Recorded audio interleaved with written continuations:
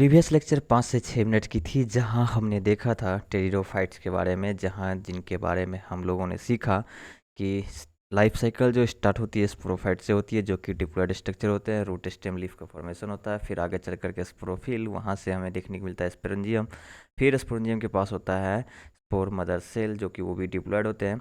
Sporic meiosis करने के बाद वो फॉर्म करते हैं स्पोर, और फिर माइटोसिस करके वो बनाते हैं प्रोथेलस और एंथेरिडियम आर्किगोनियम। उसके बाद एंथेरिडियम बनाएंगे एंथ्रोजॉयड, और आर्किगोनियम एग बनाएंगे, दोनों सिंगमी करके जाइगोट बनाएंगे, और फिर वो फॉर्म करता है एम्ब्रियो, एंड देन साइकिल फिर से रिपीट हो जाता है। ये था हमारी प्रीवियस लेक्चर की रिकैप, एक तरह से आप कह सकते हो, जिसमें कि जहाँ से लाइफ साइकिल स्टार्ट होती है वो डिप्लॉन्टिक है, और स्पोरोफिटिक जनरेशन से स्टार्ट होती है, फिर हमें कुछ गेमेटोफिटिक जनरेशन देखने को मिलती है, और को हम लोग हैप्लोडिप्लॉन्टिक बोल सकते हैं। लेकिन अगर आप सही मायने में कहोगे तो स्पोरोफिटिक जनरेशन से लाइफ साइकिल स्टार्ट होती है, इसको डेप्लो हैप्लोडिप्लॉन्टिक बोलना ज़्यादा सही रहता है। तो इसी के साथ हम लोग करते हैं आज के लेक्चर का शुरुआत। हमारी 1 मिनट हो गई हमारी प्रीवियस लेक्चर को जानने में, तो चलिए स्टार्ट करते हैं। इस लेक्चर में हम देखेंगे यहाँ पर जिम्नोस्पर्म के बारे में। अगर हम वर्ड को डिफ्रेंशिएट करें तो जिम्नो मीन्स हो जाता है आपको यहाँ पर नेक, और स्पर्म का वर्ड यूज़ किया जाता है किसके लिए? सीड के लिए, ठीक है। तो नेकेड सीड, इसका मतलब ये नहीं है कि सीड पे सीड कोट नहीं होगा, इसका मतलब ये है कि वो किसी भी चीज़ में इनक्लोज नहीं होगा। जैसे कि वर्ड आ सकता है आपको लिखा हुआ seed are not enclose with in the fruit, या फिर आफ्टर फर्टिलाइजेशन अगर बात करें तो ovules are not enclose with in the ovary. Sorry, उल्टा बोल दिया मैंने। तो आपको यहाँ पे ये आ जाएगा, after fertilization seeds are not enclose with in the fruit, और before the fertilization ovules are not include with in the ovary. तो इसी के साथ हम लोग आगे बढ़ते हैं। अब इसके आगे हम लोग देखेंगे तो यहाँ पर एनसीईआरटी का डायरेक्ट पॉइंट्स है कि यहाँ पर जो जिम्नोस्पर्म में जो पौधे हो सकते हैं वो श्रब्स भी हो सकते हैं, ठीक है। और वो आपको छोटे हाइट के हो सकते हैं, स्मॉल हो सकते हैं, ठीक है। और वो स्मॉल ट्री भी हो सकते हैं, और एक सेकेंड में कलर चेंज करता हूँ ताकि आपको देखने में फ्रेश हो। और वो टॉल ट्री भी हो सकते हैं। टॉल ट्री के एग्जांपल में अगर आप देखोगे तो हमें सिकोआ देखने को मिल जाता है, जाइंट रेडवुड टॉलेस्ट जिम्नोस्पर्म है।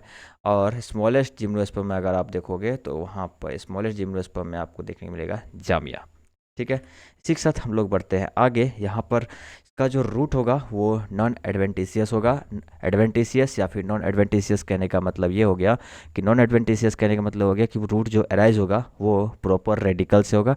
अगर एडवेंटिशियस है तो वो अदर देन ओरिजिन होगा, ठीक है। रूट का अराइजिंग होगा वो अदर देन ओरिजिन होगा। नॉन एडवेंटिशियस कहने का मतलब है कि ओरिजिन से ही अराइज होगा, डेट इज रेडिकल, ठीक है। यहाँ पर आपको ट्रू रूट देखने को मिलेगा, डिप्लॉयड और वैस्कुलर स्ट्रक्चर भी प्रेजेंट होगा। एनाटोमी अगर आप इसका देखोगे तो वैस्कुलर स्ट्रक्चर बंडल आपको देखने मिलेगा, प्लस एग्जार्च यहाँ पे आपको देखने मिलेगा, जो कि रूट के लिए वर्ड यूज किया जाता है। टेप रूट देखने मिलेगा, इसमें आपको टेप रूट आ जाता है। फिर पाइनस का देखोगे तो आपको इसके पास एक्टो माइकोराइजल एसोसिएशन देखने मिलेगा, किसके साथ? बोलेटस के साथ। और माइकोराइजल एसोसिएशन का आप लोग को पता ही होगा, फंगस और रूट के बीच में जो एसोसिएशन होता है, ठीक है। तो आपको यहाँ पे ये देखने को ज़रूर से आपको ये चीज़ लिख लेना चाहिए। अब हम लोग बात करें साइकस का, तो इसके पास टैप रूट के अलावा एक कोरोलॉइड रूट्स होता है। इसका कहने का मतलब हो गया कि इसके पास फिक्स एक टैप रूट के अलावा इसके पास एक ऐसा रूट होता है जिसका फिक्स शेप नहीं होता है, और इसके पास होता है एनावेना साइकर डी, जिसका काम है नाइट्रोजन फिक्सेशन, ठीक है। आई थिंक अब हम लोग आगे बढ़ सकते हैं, तो चलिए नेक्स्ट देखते हैं। स्टेम का बात करें तो स्टेम ब्रांच भी हो सकता है, अनब्रांच भी हो सकता है। अगर हम लोग ब्रांच का बात करेंगे तो अकॉर्डिंग टू एनसीईआरटी पाइनस और सिड्रस के लिए लिखा है, लेकिन अगर हम डायग्राम देखेंगे तो ये चीज़ जिंको के लिए भी देखने को आपको वहाँ पे मिलेगा कि ये चीज़ जिंको के लिए भी लिखा गया है। और जो अनब्रांच्ड होते हैं उसमें आपको एग्जाम्पल में आपको देखने को मिलेगा साइकस, ठीक है। और जब हम लोग एनाटॉमी की कंप्लीट सारी स्टडी करेंगे तो हम लोग स्टेम की भी एनाटॉमी कम्प्लीटली समझेंगे। ये चीज़ वहाँ पे हम डिटेल से पूरी तरह से समझने वाले हैं, तो इसके लिए टेंशन नहीं लेना है बिल्कुल भी। आपको बस सारी चीज़ जो इम्पोर्टेंट पॉइंट्स हैं नोट्स कर लेना है, कॉन्सेप्ट क्लियर रखना है, बस आपको ये बहुत ज़्यादा आगे काम आने वाली है। अब हम लोग लीफ का बात करते हैं तो ये सिंपल भी हो सकता है, कंपाउंड भी हो सकता है। सिंपल में किसका होगा, पाइनस का होगा, और कंपाउंड में किसका होगा, साइकस का होगा, जिसके लिए स्पेशली यहाँ पर वर्ड यूज किया गया पिन्नेटली कंपाउंड। तो इसको भी हम लोग आप अगर एनसीईआरटी आप आगे में रखे हुए हो या फिर आप पढ़ करके आए हो तो वहाँ से रिवाइज करोगे तो आपको वहाँ पर कंप्लीटली डिफरेंस दोनों के बीच में देखने के लिए मिलेगा आपको। ठीक है, अब जिंको का थोड़ा बात कर लेते हैं। इसका लीफ जो होता है वो सिंपल होता है और फैन शेप का होता है। तो फैन शेप कैसा होता है मैं आपको बना करके दिखाता हूँ। ठीक है, वो आपको कुछ तरह से देखने के लिए मिल जाएगा फैन शेप में। ठीक है, सेम यही डायग्राम आप ऐसे करके बना सकते हो। ठीक है, सपोज करो ऐसे ऐसे करके ये, तो फैन इस तरह से आपको देखने मिलेगा। लीफ का बात करोगे तो इसमें आपको थिक क्यूटिकल और संकन स्टोमाटा, संकन करने का मतलब हुआ डीप इनसाइड। देखो यहाँ पे डीप इनसाइड किया हुआ है, तो यहाँ पे आपको संकन स्टोमाटा देखने को मिलेगा जो कि क्या करता है, वाटर लॉस में हेल्प करता है। और निडल लीफ लाइक यहाँ पे आपको स्ट्रक्चर देखने मिलेगा जो कि सरफेस एरिया को बहुत ही कम करता है, तो वाटर लॉस भी बहुत ही ज़्यादा कम होगा।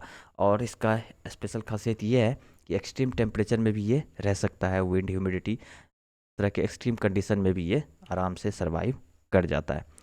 अब हेट्रोस्पोरस हम लोग पहले भी देख चुके हैं, जहाँ पे आपको दो तरह का स्पोर देखने मिलेगा, एक मेल स्पोर अलग और मेगा स्पोर। ये दोनों जो फीमेल स्पोर है, मेगा स्पोर, ये आपको दोनों अलग अलग देखने को मिलेगा। यहाँ पर आपको स्पोरोफिल का बात करें तो आपको लूज भी मिलेगा और कम्पैक्टली अरेंज भी मिलेगा। लूजली जो है वो बहुत ही रेयर है, कम्पैक्टली वाला बहुत ही कॉमन है।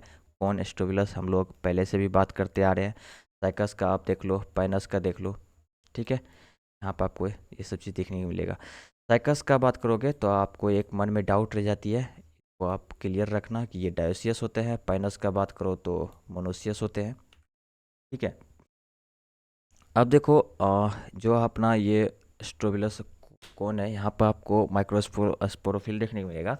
इसके अंदर आप देखोगे तो सोरस है जो कि आपको group of microspore mother cell का आपको यहाँ पे माइक्रोस्पोरेंजियम का ग्रुप है, जिसमें जिसके अंदर में आपको क्या रहता है, माइक्रोस्पोर मदर सेल प्रेजेंट रहता है, जिसको हम लोग पोलन मदर सेल भी बोल देते हैं। फर्दर ये म्यूसिस करके माइक्रोस्पोर बनाता है जो कि हैप्लॉइड नेचर में रहता है। यही माइक्रोस्पोर का हम लोग आगे चल करके यूज करेंगे। तो हमारा सोरस है जो कि ग्रुप ऑफ माइक्रोस्पोरेंजियम है, जहाँ पे कि हम लोग माइक्रोस्पोर लोग फॉर्म किए थे। और ये फर्दर माइटोसिस करके मेल गैमिट का फॉर्मेशन होगा जो पोलन फोर सेल स्टेज। ये आगे चल करके इसके पास एक जेनेटिव सेल बनेगा, ये फर्दर माइटोसिस करके दो नॉन मोटाइल स्पर्म सेल का फॉर्मेशन करेगा। अब बात करते हैं विंड पोलिनेशन में। तो विंड पोलिनेशन में क्या होता है कि पोलन ग्रेन्स को कहाँ रिलीज कर दिया जाएगा, एयर में, और फाइनली ये दूसरे स्टिग्मा पे जा कर के लैंड करेगा और वहाँ से फिर फर्दर हमारा फर्टिलाइजेशन का प्रोसेस चालू होगा। अब देखो सेम वही चीज़ है, मेगा स्पोरोफिल फीमेल के लिए बात हो रहा है। इसके अंदर में आपको यहाँ पर एक चीज़ है जो मेगा स्पोरेंजियम है, के आउटर कवरिंग पे आपको इंटुगमेंट्स देखने को मिल जाएगा। ठीक है, इसको हमको क्या क्या बोल देते हैं, इंटुगमेंटेड मेगा स्पोरेंजियम। ठीक है, अब देखो जो हमारा इंटुगमेंट है, इसका एक साइड आपको यहाँ पर ओपनिंग दिखेगा, जिसको हम लोग हमेशा ओपनिंग साइड को क्या नाम से रेफर कर रहे हैं, माइक्रोपाइल नाम से रेफर कर रहे हैं। यहाँ पे आपको एक न्यूसिलस का एक सेल आपको यहाँ पे क्या बनाएगा, मेगा स्पोर मदर सेल बनाएगा। स्पोरिक म्यूसिस करने के बाद यहाँ पे ये 4 मेगा स्पोर में चेंज होगा, जिसमें से कि 3 तो हो जाता है कम्प्लीटली डिजेनरेट, इसमें से एक रहता है फंक्शनल। फंक्शनल वाला फर्दर माइटोसिस करके बनाएगा फीमेल गैमेटोफाइट, जिसको हम लोग इंडोस्पर्म भी यहाँ पे कह दे रहे हैं। ये आगे चल करके क्या फॉर्म कर रहा है, 2 आर्किगोनियम, और फाइनली जो हमारा जो हमें चाहिए वो हमें मिल रहा है एग, जो कि हेप्लॉइड है। और स्टूडेंट को कन्फ्यूजन करने के लिए एक वर्ड यूज कर दिया जाता है, oosphere। क्या वर्ड यूज करता है, oosphere। ठीक है, अब हम लोग आगे देखते हैं। यही सेम डायग्राम आप थोड़ा देर पहले अभी हमने एक्सप्लेन किया। अब पोलन जो है कहाँ से एंटर करता है, माइक्रोस माइक्रोस्पोर डायरेक्टली इनटू ओब्यूल, किस में डायरेक्टली एंटर कर रहा है, ओब्यूल में। ठीक है, और सबसे पहले ये क्या फॉर्म करेगा, पोलन ट्यूब फॉर्म करेगा, जो कि क्या करता है, मेल गैमिट को कैरी करता है। क्या करता है, मेल गैमिट को कैरी करता है to the mouth of archegonia. Archegonia के माउथ होते हुए ये क्या करता है, मेल गैमिट को कैरी कर रहा है। यहाँ पर अब देखो सिंगेमी होगा एग और स्पर्म का, और फर्दर ये क्या फॉर्म करेगा, जाइगोट फॉर्मेशन करेगा। जाइगोट से फर्दर आफ्टर ये एम्ब्रियो फॉर्मेशन होगा, वहाँ से ही आपको आगे चल करके कोटिलेडन्स, प्लूम्यूल्स और रेडिकल दिखने वाला है।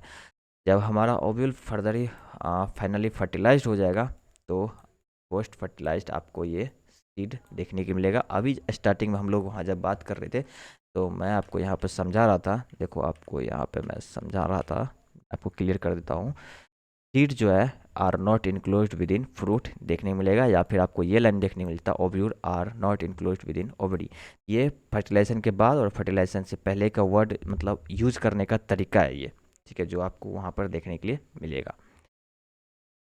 चलिए, ये हमने कंप्लीट कर लिया। अब हम लोग बात कर लेते हैं जिम्नो के बारे में, जहाँ आपको पॉलीएम्ब्रायो प्लस पेरिस्पर्म देखने मिलेगा। ये दो टर्म का मतलब होता है पॉलीएम्ब्रायो, मतलब पॉली मतलब तो आपको पहले से क्लियर होगा, एक से ज़्यादा, जहाँ एम्ब्रायो आपको देखने को मिलेगा। एक सिंगल सीड में आपको एक से ज़्यादा एम्ब्रायो देखने को मिल रहा है, तो पॉलीएम्ब्रायो बोलेंगे हम लोग को। पेरिस्पर्म करने का मतलब परसिस्टेंट न्यूक्लियस, जो न्यूक्लियस ये सारी प्रोसेस होने के बाद भी जो बचा हुआ है, तो उसको हम लोग बोल दे रहे हैं, क्या बोल दे रहे हैं, पेरिस्पर्म। तो लाइफ साइकिल फाइनली हम लोग इसका देख चुके हैं कि कैसा है, डिप्लॉन्टिक है। क्यों? क्योंकि गैमेटोफिटिक जनरेशन जो है इसका, वो कम्प्लीटली स्पोरोफिटिक जनरेशन पे डिपेंडेंट है। तो आज का लेक्चर हम लोग रखेंगे यहीं पर। फर्दर हम लोग आगे का भी लेक्चर कंप्लीट करने वाले हैं, वो भी बहुत ही कम समय के अंदर। तो आई होप कि आपको समझ में आ गया होगा। जो भी आपका डाउट रह जाता है, आप ज़रूर से कमेंट में मेंशन कर दिया करो। बहुत सारे स्टूडेंट्स डाउट कमेंट में मेंशन करते हैं, तो उनकी डाउट को सॉल्व कर दी जाती है। तो आपकी भी डाउट को सॉल्व ज़रूर से कर दी जाएगी नेक्स्ट लेक्चर अपलोड होते ही। तो आप अपना डाउट भी ज़रूर से देखा करो, और क्वेश्चंस का प्रैक्टिस आप ज़रूर से किया करो। टेस्ट का एनालिसिस इज़ वेरी इंपॉर्टेंट। मैं हर लेक्चर में ये कहता हूँ कि टेस्ट का क्वेश्चन जो है उसका एनालिसिस करना बहुत ही ज़्यादा ज़रूरी है। कॉन्सेप्ट आप जितना कम समय में आप रिवाइज कर लो, क्लियर कर लो, उतनी अच्छी बात है। क्वेश्चंस पे कमांड होना बहुत ज़रूरी होता है। तो see you in the next lecture, bye bye.